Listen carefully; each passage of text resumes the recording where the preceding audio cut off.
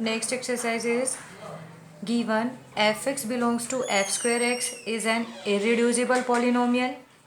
f(x) कैसी polynomial है? Irreducible है. Of the degree n greater than equal to 1 and characteristic of the field f is equal to 0. Characteristic of the field f equal to 0 का मतलब क्या हुआ कि field की characteristic does not exist. ठीक है भाई, कि इस फील्ड की कैरेक्टरिस्टिक एग्जिस्ट नहीं करती. Characteristic of F equal to 0 का मतलब यही होता है. अब प्रूव क्या करना है कि this f x belongs to f square x is separable. Clear?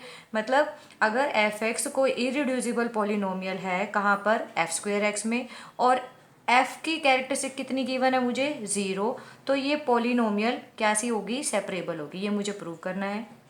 Proof पे आ जाओ. सो let if possible f(x) is not separable.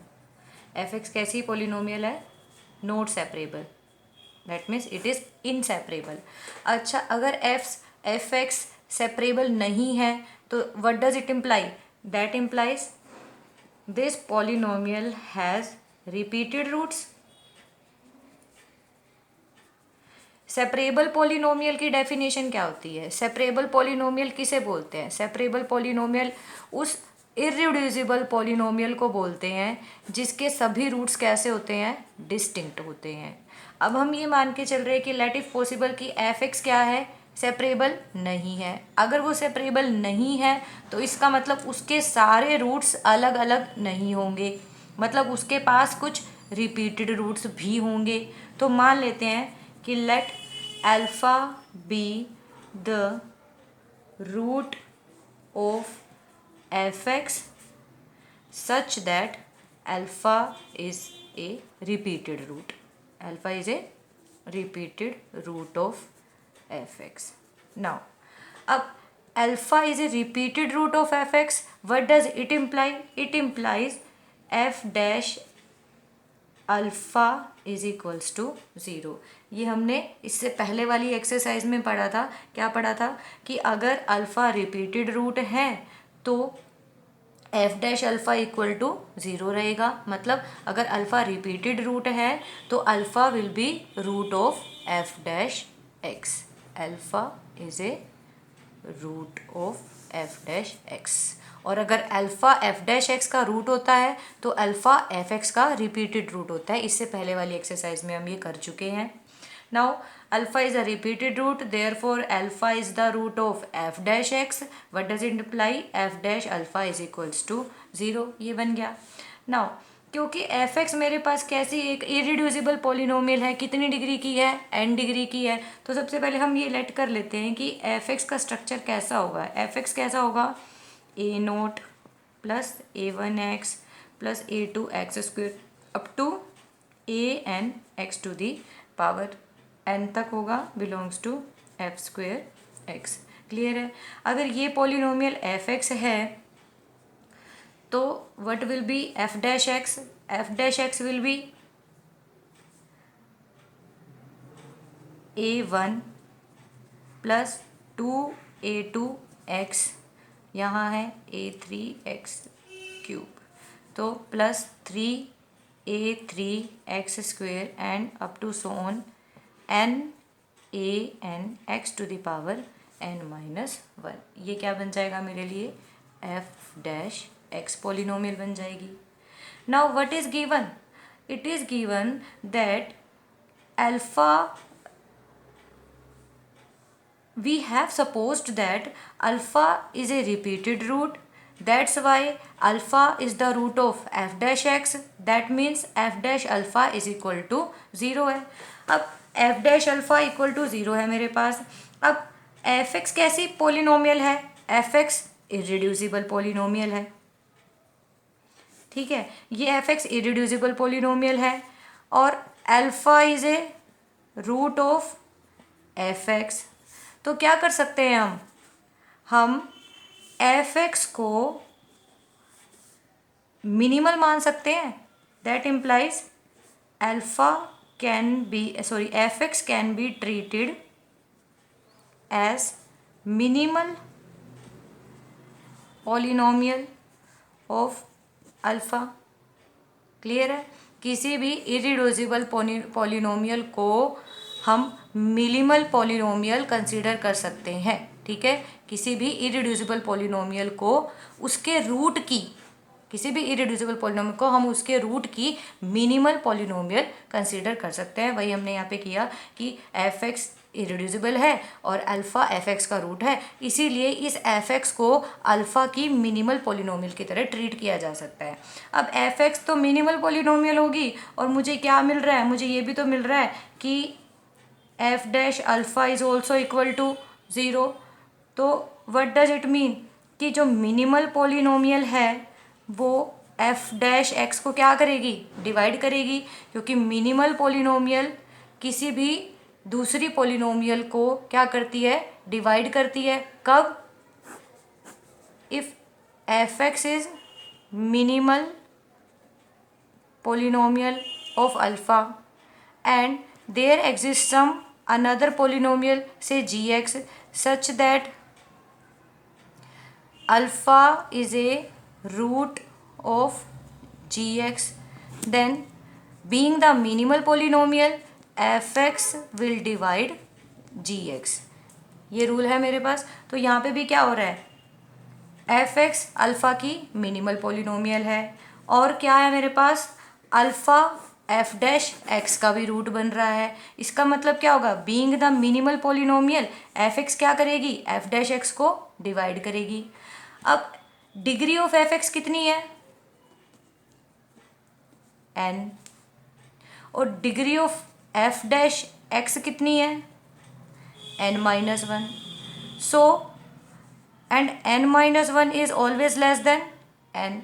अब n डिग्री की polynomial n minus one degree की पोलिनोमियल को डिवाइड कर रहा है, ये कब पॉसिबल है, ये सिर्फ एक ही केस में पॉसिबल है कि अगर ये f डैश एक्स क्या हो जाए, ज़ीरो पोलिनोमियल हो जाए।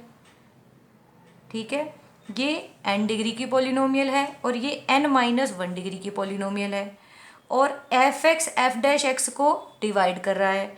बड़ी डिग्री की पॉलिनोमियल छोटी डिग्री की पॉलिनोमियल को कभी भी डिवाइड नहीं कर सकती, बस एक ही केस में डिवाइड कर सकती है, अगर ये पॉलिनोमियल अपने आप में क्या हो, ज़ीरो पॉलिनोमियल हो।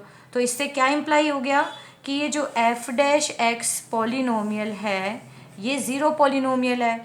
अगर ये पॉलिनोमियल ज़ीरो पॉलिनोमियल है, it means all its coefficients are zero. यहाँ से यही इम्प्लाई हो गया ना कि a1 2a2 3a3 and nan, all these coefficients are equal to 0. So we can write it as i equal to 0 for i goes 1 to n। इसे हम बोल सकते हैं ना कि i की वैल्यू कहाँ से कहाँ तक जा रही है, 1 से लेकर के n तक। 1a1 2a2 3a3। तो इसको बात को हमने ऐसे बोल दिया शॉर्ट फॉर्म में कि it implies i equal to 0 for all i goes from 1 to n के लिए। ठीक है, फर्दर मोर अब हम क्या क्लेम करेंगे, फर्दर मोर हम ये क्लेम करेंगे, now we claim that ai equal to 0 for all i's from 1 to n।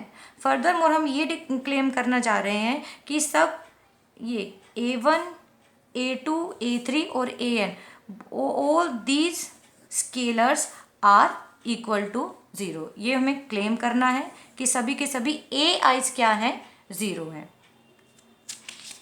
इसको क्लेम करने के लिए क्या करेंगे, हमें गिवन है ai equal to 0 for all i goes 1 to n।